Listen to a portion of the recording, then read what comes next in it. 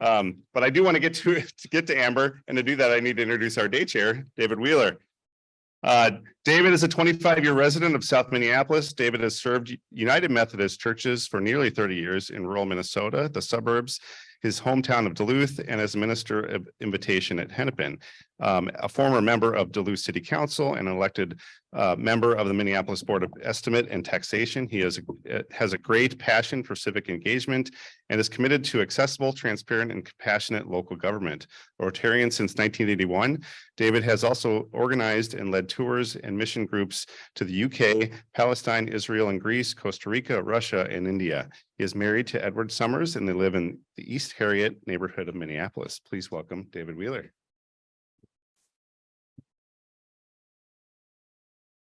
And most important, I'm now the pastor at Walker Community United Methodist Church, the church that brought the May Day parade to Minneapolis, the church that started the Heart of the Beast puppet theater, the church that started KFAI. I could go on and on. These leftovers from the 60s are wonderful to work with. I think they're just great. So we are really fortunate today to have an outstanding speaker. I've had the opportunity to sit and chat with Amber Sausen, and we're in for a real treat. She works at but this is a little loud here. Can we turn me down? Yeah, okay. Several people like maybe turn me off, but just turn me down is enough. She works with at this architect's firm right over here. Allianz, and she's very concerned about connecting people to the environment.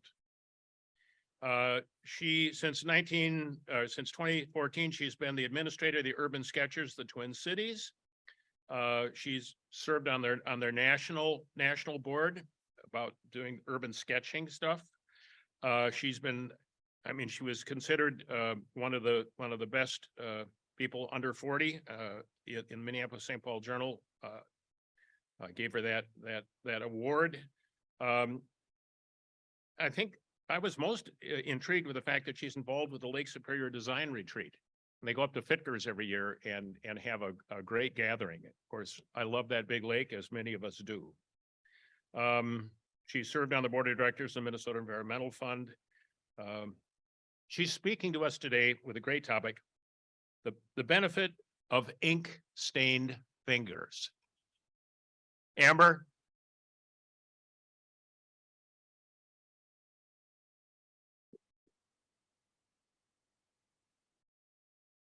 Good morning, Rotarians. It is so lovely to be here with you. I'm going to start my timer. I've heard we have to be out of here punctually. So there we go.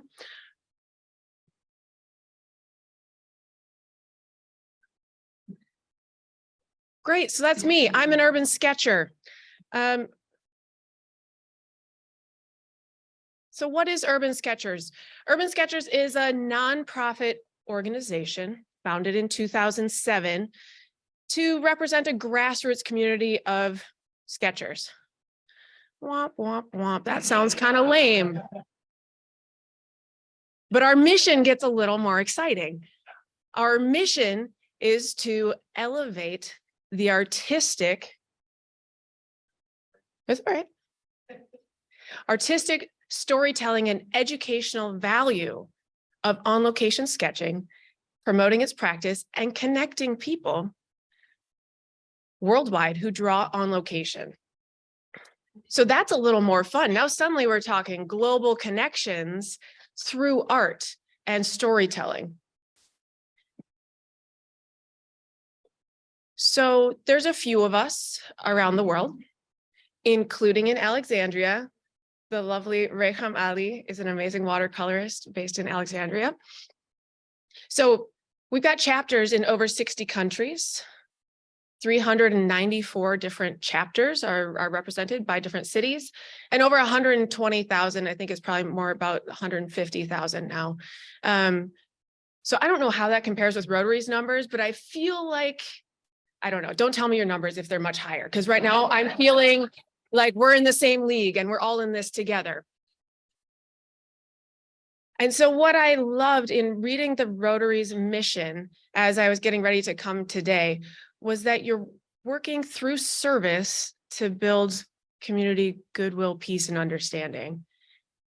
And I feel like Urban Sketchers doesn't state it quite that same way in our mission statement, but we're doing a lot of that same thing. We show the world one sketch at a time, building understanding and showing daily life through our art.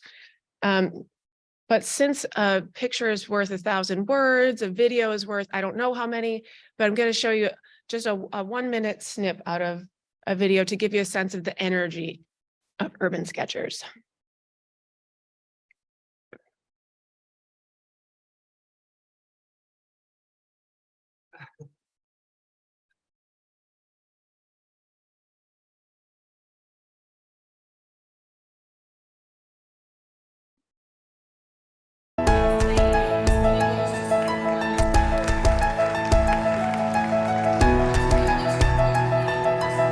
Well, to me, Urban Sketchers is like coming home. So going to a safe place where you meet the people, you have friends, you have family, you're well, you're happy with yourself, you're happy with each other, you listen to other people's stories. It's like coming home.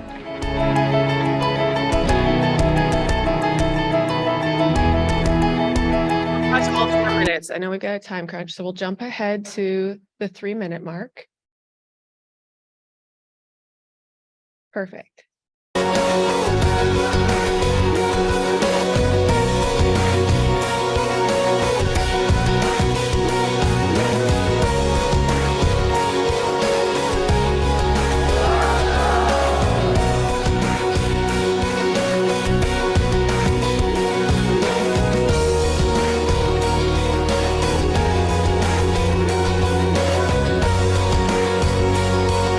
Here in Porto, and to see so many people from so many countries doing what I thought was a crazy activity of being out on the street drawing. It's really incredible.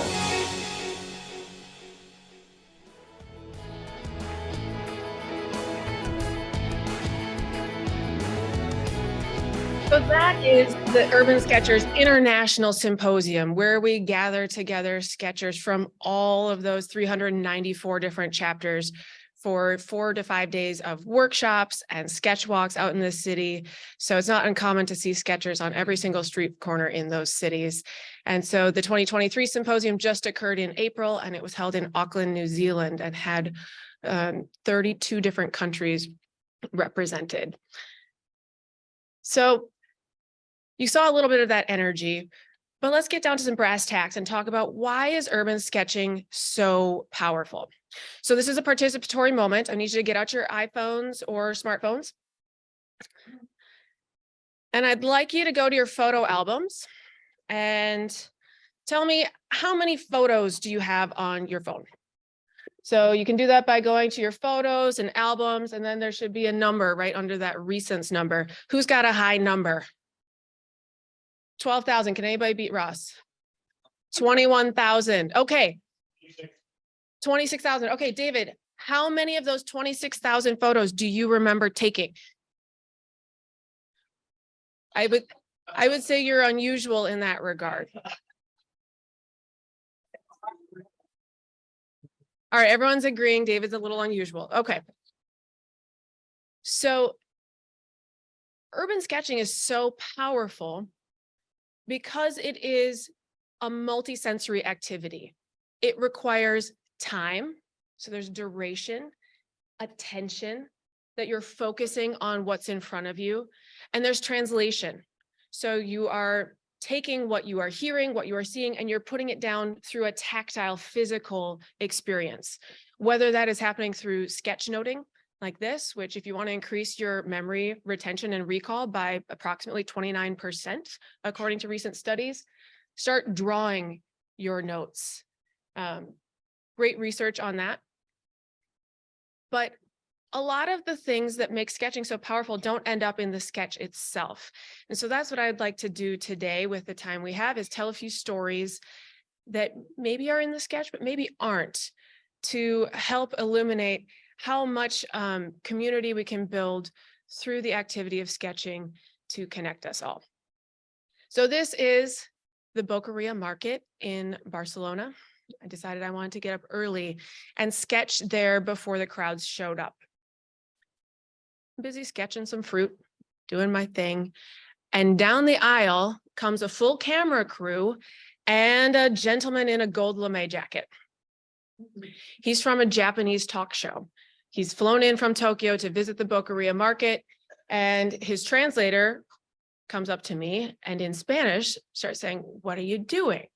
What's happening?" So I reply in Spanish, "I'm an urban sketcher. I'm here just drawing the market." Well, that whole experience was, A, why are you doing that? That's weird. Why don't you just take a photo?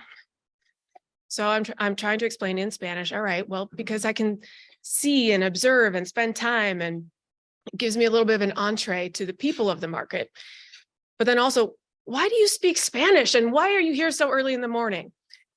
All from this gentleman in a gold lame jacket who's on camera through his translator to me with a second camera pointing at my face going, "Good morning." Is any of that in the sketch? No. But through that act of drawing and that physical experience of being there and spending that time making that drawing, all of those memories are instantly recalled. This is my friend Amal. She is from Iraq. And 20 years ago, she emigrated from Iraq through Iran to Indonesia.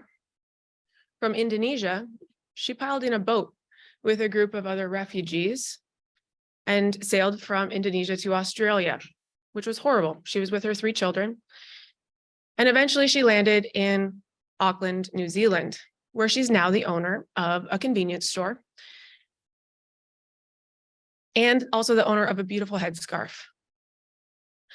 I met Amal because I was in the shop buying some groceries while I was traveling. And I said, "I love your headscarf.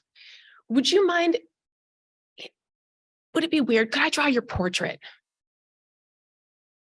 So everything I learned about Amal happened because I was brave enough to ask her to draw her portrait, because we both love the color green and I loved her headscarf. And so suddenly we're friends. We're friends for life through a chance encounter at a convenience store in downtown Auckland, New Zealand. And I learned her life story and got to celebrate her successes and triumphs in the face of adversity. And her name, Amal, means hope.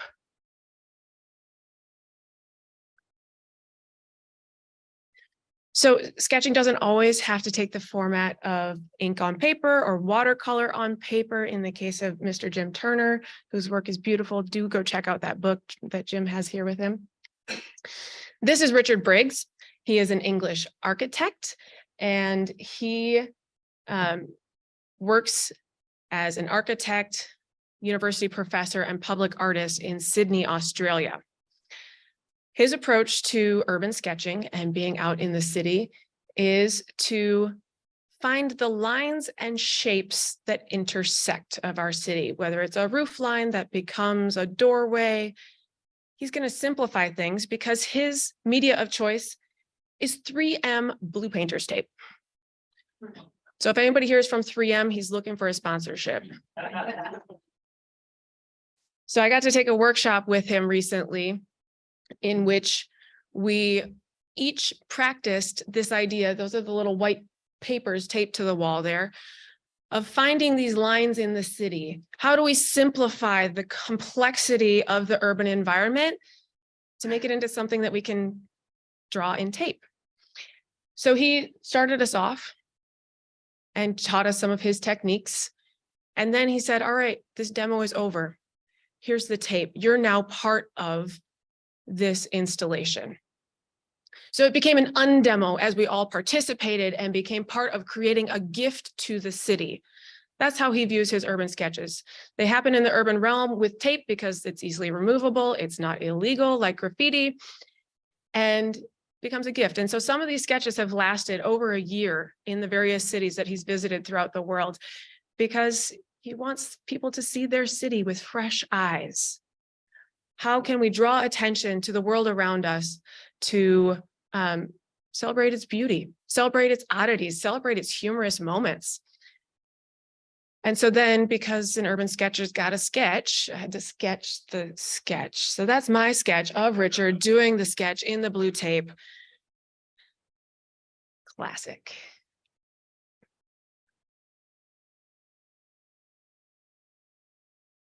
What are we doing? So Urban Sketchers Twin Cities, our chapter here has been around for about 12 years. And so we're a really early chapter. The first chapter started being founded in 2011. So Urban Sketchers is the odd organization that actually started online rather than in person. So it started as a Flickr group in 2007, where people could share their sketches on Flickr albums and say, here's what I'm drawing out in the world. And then all these Flickr people said, well, I want to get to know you a little better. So founded a blog where we could share the stories along with the images. And people said, well, that's not enough. I want to see people in person. I want to actually go out sketching together. So the first chapters were founded in 2010 and 2011. And the first Urban Sketchers global gathering started in 2010 and has been happening every year since then, with a few years of COVID in the middle. So our chapter here in the Twin Cities is about 1,000 people in our Facebook group. Our monthly gatherings get usually about 30 to 50 people coming out to sketch with us. We go out one weekend a month and usually have a couple of weekday outings as well. And we love partnering with organizations to help us get access to interesting stories to tell and interesting people to meet, to capture in our sketchbooks, to share then with the world about how great the Twin Cities are. So we've partnered with the National Park Service doing nights at the Lock and Dam right at the St. Anthony Falls. We've partnered with the Bell Museum as part of their grand opening and some of their special traveling exhibits. We've partnered with the Loring Park Arts Festival right down here in the park in the summer as one of their arts activities. So you can buy the art and you can make the art. And 2 weeks ago, did anybody attend Doors Open Minneapolis? So much fun, right? Get to peek behind the curtain, a little bit of a Wizard of Oz moment of like, oh, what's back there? To get access to all these amazing spaces in Minneapolis. So Urban Sketchers Twin Cities was invited to be the arts activity component, helping people capture what they're seeing as they visit these amazing spaces. So we led sketch walks at Government Plaza, getting people to see the new public service building, City Hall, both inside and out, as well as Hennepin County Government Center. And so you see a great variety of styles here. Styles, and I don't want to say abilities, because that sounds like I'm trying to place people on a spectrum. Maybe experience levels. There are people who are coming in saying, I haven't picked up a pencil since I was in elementary school. And there are people who are professional artists. There are people from 5 years old to 85 years old. So it is a big tent organization. All are welcome to come and sketch and just enjoy the activity with us. And the other place we went, you can see Mary Tyler Moore even got in on the act, throwing up in the air our sign. We had over 80 people come and participate in sketching activities, many of whom had never been part of an Urban Sketchers activity before and just saw us on the street and said, that looks like fun. Let me in. I want to try that. So if you have an event coming up at your organizations where you say, hey, doing some sketching might be kind of fun, might be a nice way to help people memorialize and spend some focused attention on what they're seeing, what they're experiencing, who they're meeting. I would love to talk more and see if there's a good partnership that we could make there. So now it's your turn. There are pens and Post-it notes on the table. So I would ask each of you to grab a Post-it note, please, and a pen. This won't hurt, I promise.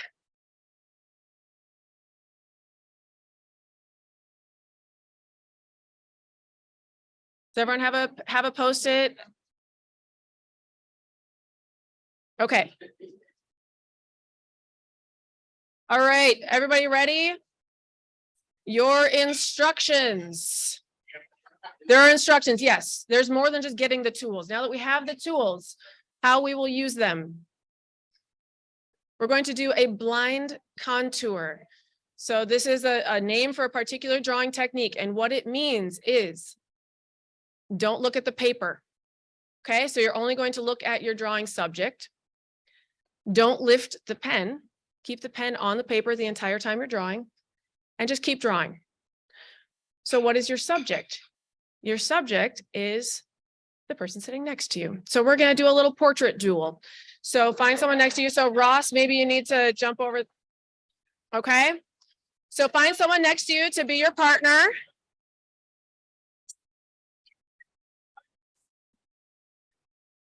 And just to give you a clue,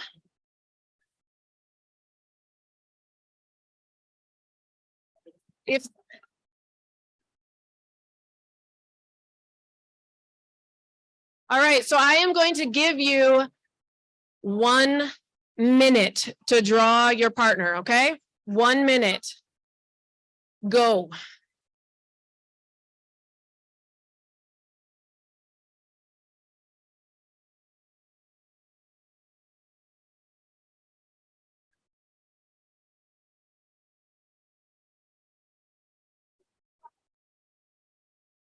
Don't look at that paper. Keep the pen on the paper. You can have your eyes open. You just need to be looking at your person.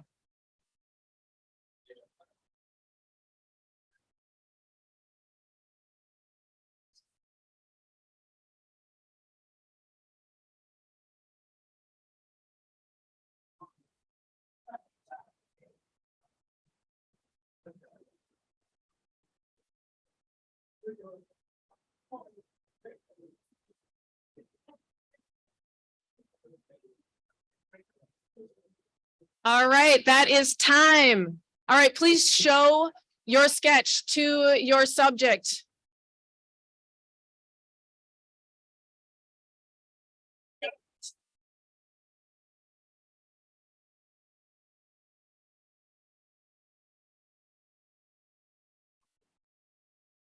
I adore the amount of laughter that I'm hearing right now.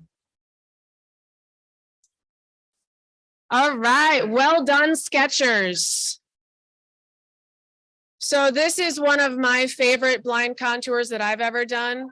Does it look absurd? Yes, but I was focused on drawing Gloria. And so I just traced every little piece of her. And, you know, sometimes you win, sometimes you lose on those proportions. But usually the wackier those end up, the more it demonstrates how closely you were paying attention and observing what you were drawing. So now that you've all completed that activity, you know what that means, right? It means that I don't have a clicker. Dramatic moment, ruined. You are now urban sketchers. You are now part of this global community of people who enjoy drawing on location and telling their stories. So you've created indelible memories of feeling maybe a little bit nervous in doing this unexpected activity that no one warned you about. You've created new memories with that person you were sketching. And hopefully you've had some laughs, which helps us build some community. So a few just wrap up comments, urbansketchers.org, which is up at the top under that menu bar. That is the global nonprofit and organization where you can find out about what's happening all around the world. Urban Sketchers Twin Cities is our local chapter. We have 2 upcoming outings, which would love to have you join us for. We'll be at the James J. Hill House on Tuesday, the 13th, and at the brand new and super award-winning and beautiful Westwood Hills Nature Center on June 25th from 12 to 3. And with that, that's what I have for you today. Thanks for sketching with me.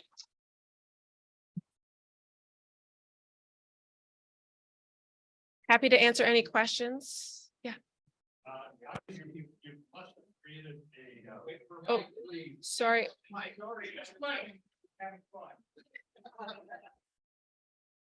120,000 members, all different levels of experience. You Yeah. have to have created a culture of inclusion and acceptance. How did you do that? So we have a manifesto that was developed at the founding of the organization that just states really blatantly, we welcome all media. We welcome all levels of skill and experience, and we celebrate our individuality. So we have I think it's a 10-point manifesto that is out there that all of our chapters make sure to post our kind of manifesto and our guidelines for what is urban sketching and how do we celebrate each other on our Facebook pages, on our blogs, so that that remains front and center as part of our community. Yeah, great question. I saw something over here.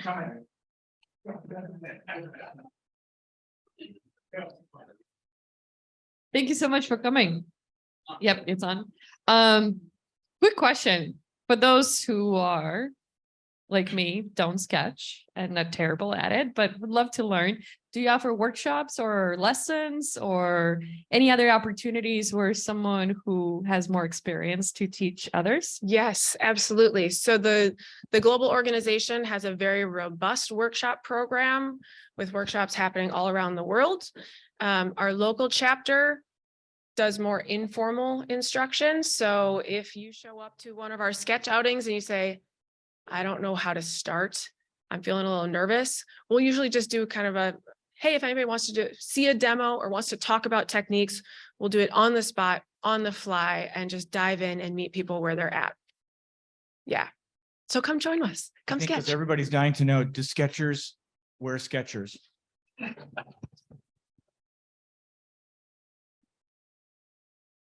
In 15 years of being an urban sketcher, I've actually never heard that joke. And you probably never will again. I try to paint and I'm not very good, and I've discovered I'm better at drawing than I am at painting, but I don't know what brand pens to buy. Is there a certain good brand or certain advice you can give? I love pens. What? So it really depends on what works for you. So I should put in my plug for Wet Paint, our local art store in St. Paul. They're the best. And what they're really great at having lots of tools that you can test and try. Or if you come out sketching with me, I will bring my whole pouch and happily share pens and let you try things out and see what works for you. Because I'm a lefty. So what works for me might not work for Ross, who is right-handed. And because I just smear the heck out of everything as I work my way across the Do page. you buy them at Dick's or at Michael's or? I prefer to shop local, so I do most of my art supply shopping at Wet Paint, but Dick Blick, what based paint? out of Chicago. Wet Paint is right on Grand Avenue, near the McAllister campus. Dick Blick is based out of Chicago. They have a store in Roseville here locally. Otherwise, you know, Amazon's out there as well. Okay, thank you. Yeah. Stay right here for a second, Amber. One of the things that we've done as a club is our speakers have had the opportunity to sign a book that we give to a third grader. And we love the fact that the third grader will have a book that they can help learn to read and all that stuff, and signed by a leader in the community. And you are clearly a leader and a sketcher. And this pen, I don't think will give you ink on your hands, but if you'd sign that for us, that would be just great. And then this is a Rotary pen that's got your name on it that you get to keep. And I hope you keep coming back to this club. We're very close to where you work. It's very easy, you know. Thank you.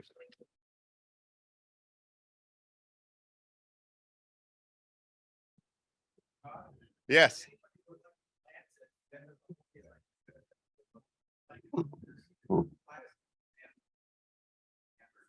Yes. Excellent. All right, Jim's got a book for sure. Show and tell.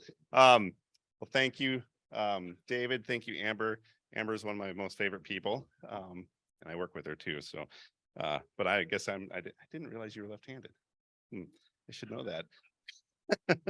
Anyway, I wanted to thank our volunteers for today. Our greeter, Jim Eaton, a reflection from Brock Gray, our member table talks led by Maria, our day chair, David Wheeler, Zoom masters, Greg and Brock, club administrator, and Hugh, yes, Hugh in the back. Club administrators, Dick and Steve, admin interns, Savannah and Raylin, although I think she goes by something else now, but Savannah and Raylin, and then thank you guests and visiting Rotarians for being here today. Next week, we have Cecil Scott and Angie Calistro, who are with Street Voices of Change, lived experiences of homelessness who come together to change their community. After that, June 7th, we have vocational roundtables, and June 14th, we will not be here. We will be with Julie on a boat. So please sign up. With that, go out and have a wonderful Rotary week.